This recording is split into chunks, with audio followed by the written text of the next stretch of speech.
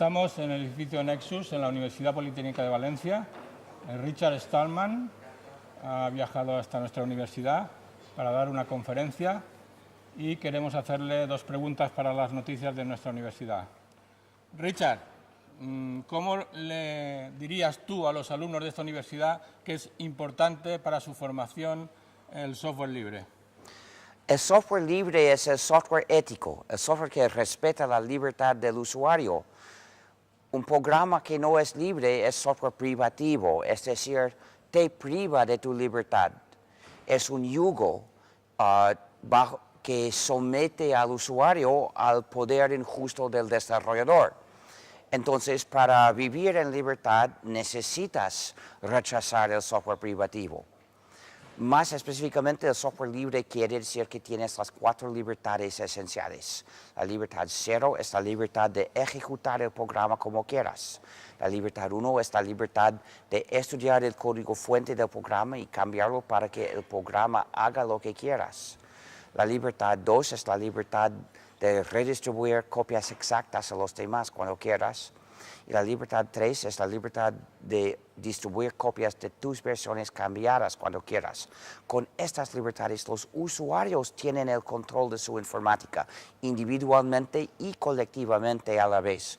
Pero sin estas libertades, si una falta o es insuficiente, el desarrollador tiene su poder, el programa es su instrumento de su poder sobre los usuarios.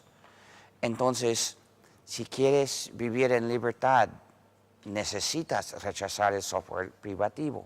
¿Los profesores también deben rechazar el software privativo? Como todo el mundo, pero para los profesores es más esencial porque su decisión no es solo para sí mismos, sino para los estudiantes.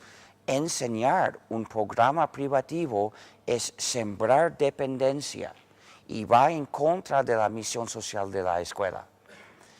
Y la escuela también tiene la responsabilidad de hacer la educación moral, es decir, enseñar el espíritu de buena voluntad y el hábito de ayudar al prójimo.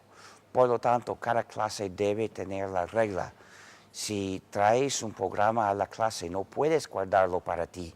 Debes compartir copias con el resto de la clase. Muy bien. Las escuelas y todos los maestros deben traer únicamente software libre a la clase. Hay gente que se confunde y habla también de hardware libre, pero creo que tú no estás de acuerdo con eso. No, el hardware no es parecido al software porque primero no hay copiadoras de hardware ni compiladores para convertir un circuito en un ejemplo de hardware. Entonces, no podemos copiar y cambiar nuestros objetos físicos como lo hacemos con nuestro software. Si algún día sea posible, sí tener hardware libre sería igualmente esencial. Sí, a mucha gente le dicen aquí, cuando estudia informática, que se puede dedicar al software como servicio. ¿Qué aconsejarías tú en este caso? El software como servicio es que para hacer tu informática envías tus datos al servidor de otro y luego el servidor hace tu informática y te envía los resultados. Y así pierdes totalmente el control de tu informática, justo como si usaras un programa privativo. Pero estás más lejos aún de tener tu control porque con el software privativo suelen darte solo la forma ejecutable y no el código fuente. Estudiar y cambiar el código ejecutable es muy difícil. Pero con software como servicio no tienes ni el código fuente ni el código ejecutable y estudiarlo y cambiarlo es totalmente imposible. Bien. Entonces es igualmente inmoral, pero más peligroso. Pero la dificultad de superar el obstáculo es más grande. Muchas gracias por atender a la televisión de la Universidad Politécnica. Gracias, Richard. Es mi misión. Gracias a ustedes. Muy bien. A ningún Dios. A ningún Dios.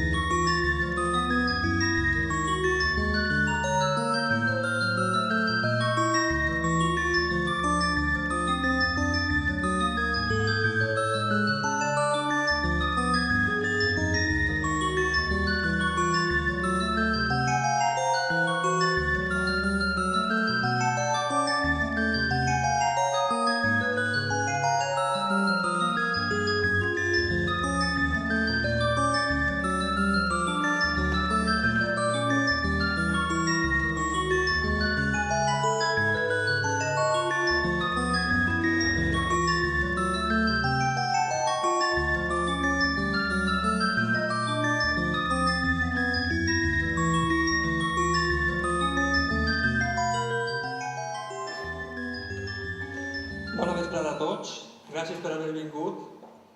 La conferència col·laboren en la conferència la UPB, la Universitat Politècnica de València, i també Car Revolta, que ha col·laborat en efectiu, no? Perquè tot això funcioni. Hi ha molts alumnes d'informàtica i és superimportant que fem servir programari lliure. També és superimportant, si n'hi ha així professors, no solament que els lliure, l'Isabel Stallman va dir que això no podia ser perquè hi ha altres sistemes operatius que han canviat el món. I al final el títol de la conferència és Programari lliure per una societat lliure. És un orgull per a mi presentar-vos a Richard Stallman.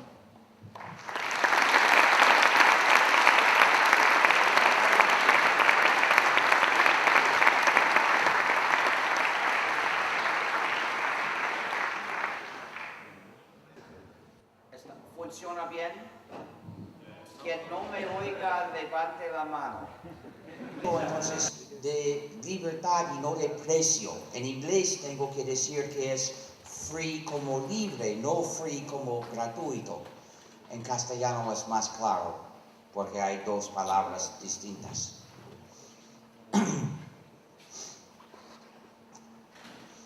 Entonces, si un programa no es libre, si no respeta tu libertad, lo llamamos privativo, porque priva de la libertad a sus usuarios y los mantiene divididos e impotentes. Divididos porque son prohibidos de compartirlo con los demás e impotentes porque ni siquiera pueden averiguar independientemente lo que realmente hacen. Y estos programas frecuentemente tienen funcionalidades malévolas. E impotente, ¿qué quiere decir? Es un sistema colonial.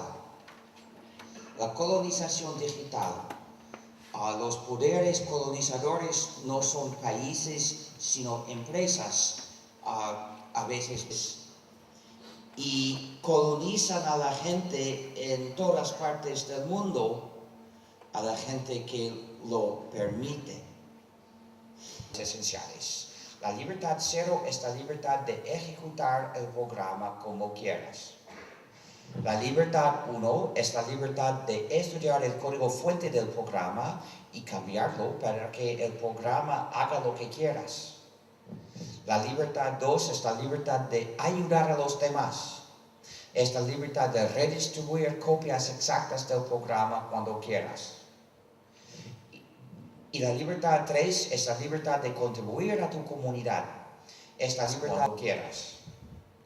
Si el programa lleva estas 4 libertades, es software libre porque su sistema social de distribución que respeta la libertad y la solidaridad social.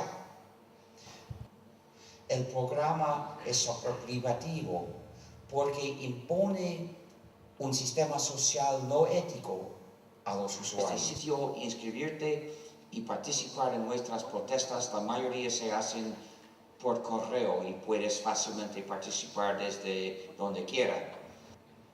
También hay Free Software Foundation Europe, cuyo sitio se llama fsfeurope.org.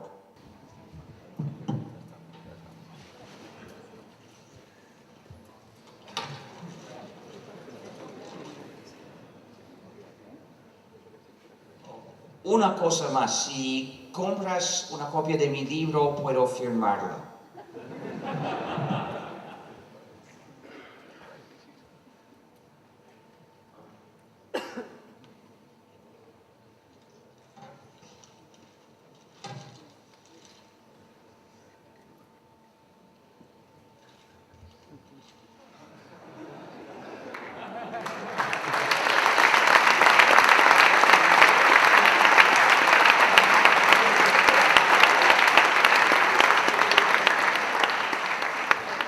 Soy el San Ignacio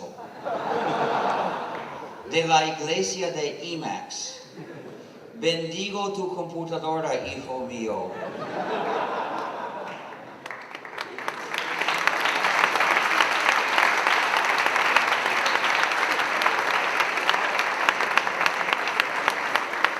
Emacs fue al comienzo un programa editor de textos extensible que se volvía una manera de vida para muchos usuarios porque había sido extendido hasta el punto que pudieran hacer toda su informática dentro de Emacs. Y luego se volvió una iglesia con el lanzamiento del grupo de noticias alt.religion.emacs. Hoy en día, en la iglesia de Emacs tenemos una cisma grande entre varias versiones rivales de Emacs. Y también tenemos a santos, pero no dioses. En vez de dioses adoramos a un editor. Para hacerte miembro de la iglesia de Emacs tienes que pronunciar la profesión de la fe. Tienes que decir, no hay otro sistema que GNU y Linux es uno de sus núcleos. Y luego, si te haces realmente experto, puedes celebrarlo con nuestra ceremonia, el Fubar Mitzvah, en la cual cantas líneas del código fuente del sistema.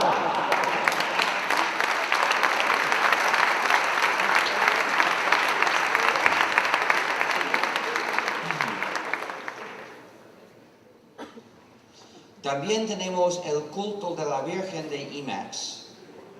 La Virgen de Emacs quiere decir quien quiera que no haya aprendido a usar Emacs. Y según la iglesia de Emacs, ofrecerle la oportunidad de perder su virginidad de Emacs es un acto bendito. También tenemos el peregrinaje de Emacs. Se trata de invocar todos los comandos de Emacs en orden alfabético. Nuestra iglesia tiene unas ventajas comparada a otras iglesias que no voy a mencionar. Por ejemplo, ser santo en la iglesia de Emacs no exige el celibato, pero sí exige vivir una vida pura y ética. Tienes que hacer el exorcismo de todos los sistemas malévolos privativos que han poseído, que hayan poseído computadoras bajo tu control o armadas para tu uso regular, y luego instalar un sistema completamente puro y libre. En inglés diría a wholly free system. Y luego usar e instalar únicamente software libre con y sobre el sistema. Si haces este voto y si lo cumples, también serás santo y tendrás derecho a llevar una aureola. Si encuentras una, porque no las fabrican más. A veces me preguntan si, según la iglesia de Emacs, el uso del otro editor VI es un pecado. Es verdad que VI es el editor de la bestia,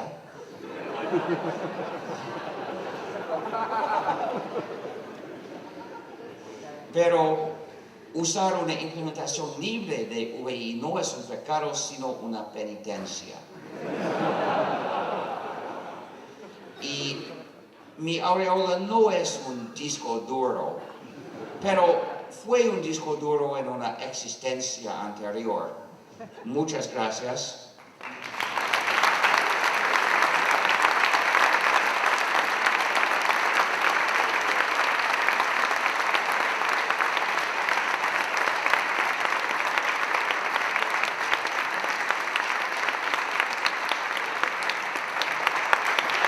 Acerca de la libertad de compartir, porque compartir es bueno y debe ser legal, quiero invitar a Jorge Castells.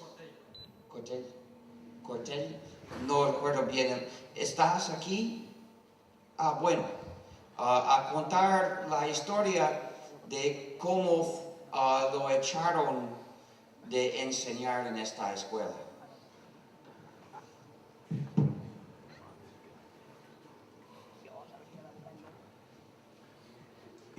Bueno, como han venido aquí a escuchar al señor Stallman y a mí, lo haré muy breve, pero si alguien quiere más detalles, que pregunte. En principio, cuando me comentaron la posibilidad de venir y explicar la historia de lo que ocurrió aquí hace 4 años y medio, me pareció un regodeo innecesario de un pasado doloroso. Pero entendí rápidamente cuál sería la ventaja de ello. Como bien me comentó Richard, hay alumnos allí, la mayoría de ellos, que no estaban en la Politécnica cuando te ocurrió eso y necesitan saber lo que ocurrió, y eso es cierto. Y un segundo motivo, y este motivo es personal, por el cual quiero contar esta breve historia, es porque comentándola con Richard me he dado cuenta de que cometí un error muy grave. Y cuando uno comete un error, lo que debe de hacer es reconocerlo, aprender de ello y comentárselo a los demás para que no cometan el mismo. Básicamente la historia es, yo fui en esta universidad, en la Escuela Técnica Superior de Ingeniería del Diseño, profesor extrauniversitario del máster multimedia. Daba clases varias, una de ellas derechos de autor. En una de las jornadas culturales que organizan los alumnos me invitaron a dar una conferencia y ellos pusieron el título. La conferencia era "Descargar y copiar música es legal y bueno".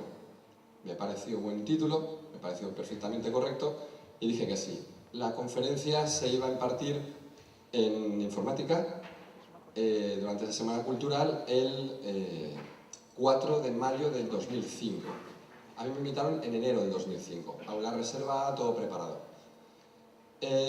Unos días antes de la conferencia, a finales de abril, última semana de abril, la SGAE comenzó una campaña de distorsión masiva en los medios de contaminación,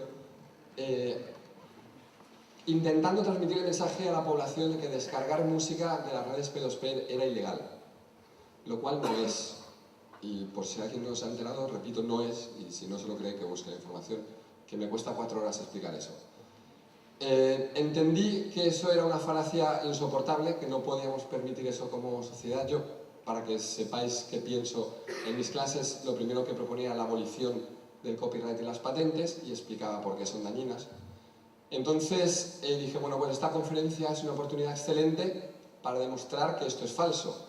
Así que anuncié mediante burofaxes a la Fiscalía General, a la Policía y a las SGAE que durante esa conferencia iba a descargar una canción de las redes P2P. Y si era ilegal tendrían que venir y detenerme.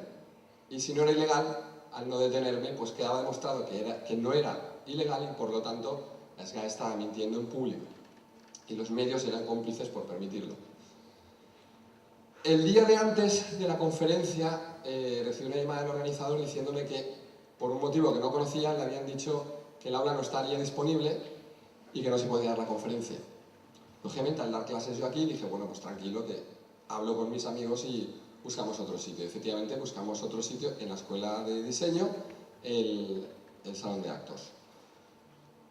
Pero esa noche me llama el director del máster y me dice, oye, mira, te habían reservado ese aula, pero ahora resulta que no está disponible ese espacio.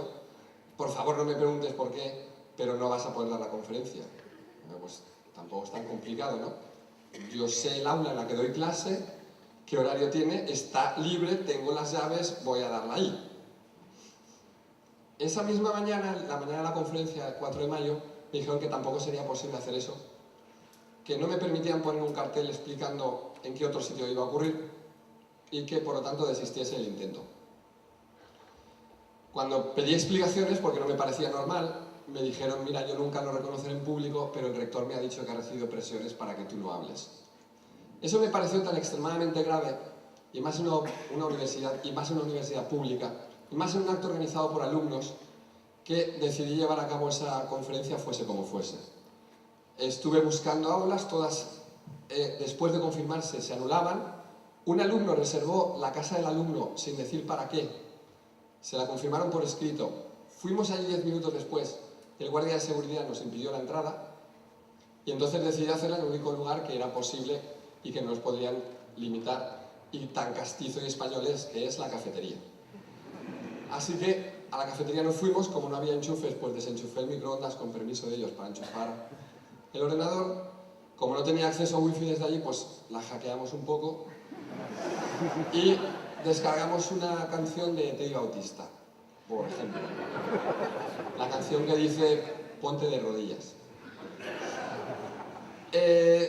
La conferencia tuvo un seguimiento bastante considerable, bastante regular, pero no me detuvo nadie. Había muchos guardias de seguridad por allí, es cierto. Los medios de comunicación que me habían dicho que iban a venir no apareció ninguno. Ninguno me pudo decir por qué, pero en el último minuto les dijeron que no hacía falta cubrir el evento. Y bueno, pues la conferencia se dio y no pasó nada hasta el día siguiente. Al día siguiente recibí una llamada del director del máster diciéndome que tenía que hablar con él y, por hacer la historia breve, me dijo que o resignaba de mi puesto o iban a cerrar el máster y todos serían a la calle. Ese fue el error que cometí. Decidí resignar, decidí irme porque pensé, no es justo que por mi defensa de mis ideas otros, entre comillas, inocentes, paguen por ello. Pero como muy bien me explicó Richard ayer, dimos una conferencia juntos y me dijo, no, ellos eran rehenes de esa situación. Entonces, no se negocia en una situación de rehenes. Si caen, caen, pero es el ideal por el que has de luchar. Por suerte, el periódico El País envió un periodista a investigar el asunto y consiguió declaraciones por escrito de lo que había pasado. El rector, recién elegido en aquel momento, había cedido a presiones que habían venido de ProMusicae, asociación anexa a las GAE, la voz de su amo, como se le suele llamar, y la Motion Picture Association of America, la Asociación Norteamericana de Productores de Cine. ¿Cómo esta gente se entera de esta conferencia 3 días antes, lo debaten, deciden presionar al rector de la universidad hasta tal punto que le entre el miedo en el cuerpo para cometer un acto no solo flagrantemente ilegal, sino totalmente antiético? No lo sé, pero me han contado cosas ahí ya sin pruebas del tipo, las amenazas iban desde que si haremos una investigación y encontraremos que usáis software de una manera ilegal, que si determinaremos que se descargan archivos y eso es ilegal, que si permitís hablar a este hombre están haciendo apología del delito y eso es ilegal. En cualquier caso, la universidad tendrá problemas y tú como rector tendrás más problemas. Y el hombre recién elegido, obviamente, tuvo miedo. Eso es lo que pasó. La historia para mí no terminó ahí. Luego una campaña de acoso brutal sobre mi persona, el ataque ad hominem, que se llama, una falacia de la lógica, que si desacreditas al que emite el mensaje queda desacreditado. Es una falacia, como he dicho, pero eso lo intentó. Yo he estudiado en 7 universidades, tengo los títulos oficiales, algunas tan absurdas como Oxford, como Harvard, como en esta misma universidad, pero en una de ellas no está acreditada de ninguna forma, una universidad bastante desconocida, bastante oscura, y por ello ya la campaña de internet es: este hombre es un fraude, este hombre ha mentido a todo el mundo. Entonces la universidad aprovechó para hacer leña del árbol caído y llegó a decir en una comunicación pública, en los medios de comunicación, que yo nunca había dado clases aquí. Lo cual me llama la atención porque si me estuvieron pagando durante 5 años, me pregunto por qué. Se suele hablar del derroche del dinero público, pero esto era absurdo. Era curioso que era el profesor con las mejores estadísticas de valoración de los alumnos. Supongo que era porque como no daba clases no tenía que venir a clase.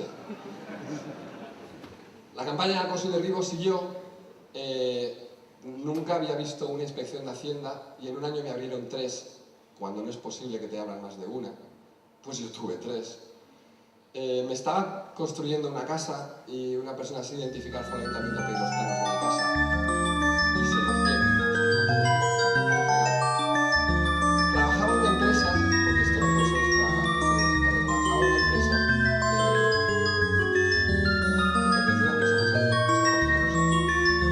en aquel momento yo la dirigía, había conseguido los resultados más brillantes de la historia de la empresa en un ejercicio récord, cuentas auditadas, todo perfectamente claro, y días después a mí me despidieron de mi empresa de una forma bastante violenta, bastante amenazante, y una de las cosas que dijo el abogado que estaba presente cuando me despidió, porque además tenía un abogado por dedos, me cambió la cerradura del despacho para que no pudiera sacar los papeles, me dijo, mira, la SGA está detrás de ti y por lo tanto detrás de nosotros. Tú no puedes seguir hablando.